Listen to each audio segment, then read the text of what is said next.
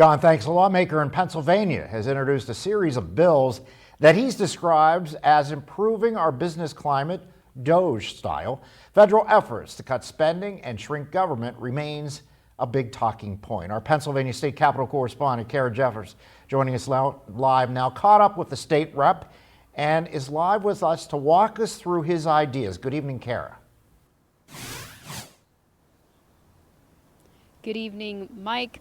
A recent NBC poll says that around 46% of Americans like the idea of DOGE. 40% think it's a bad idea.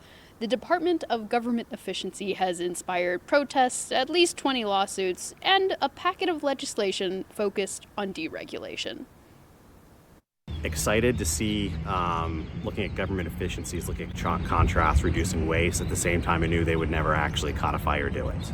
State Representative Seth Grove has no grand hopes for the Department of Government Efficiency, inspiring permanent change to the federal or state government. And I could say the same thing here. Like for all the talk of reducing costs in government, costs never go down. Most of the bills I see from the House and Senate, bigger government, more expansion, new agencies, it's Republicans and Democrats alike. In the spirit of November's political win, though, he did introduce a package of 5 bills this session, calling them, quote, improving our business climate, DOGE style. I had like a bunch of little bills that constituents have come up to me and like, here's a problem with government. It's a legal change that needs changed. The bills range from making labor law more consistent to adjusting weight requirements for trucks. Like a guy that was hauling a trailer and his everyday use truck plus a trailer hit this weight threshold, becomes a problem. You need more permits and stuff like that. On regulatory reform, one expert notes regulations have increased exponentially and deserve review.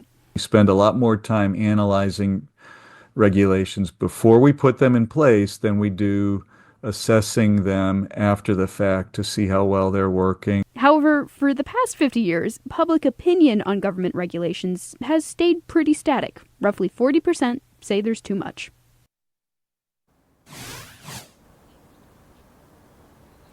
One way that we can also address regulatory reform is to keep our tech up to date. There's lots of state agencies that ask for the same personal information from people, so having computers that kind of talk to each other between the government could reduce redundancies.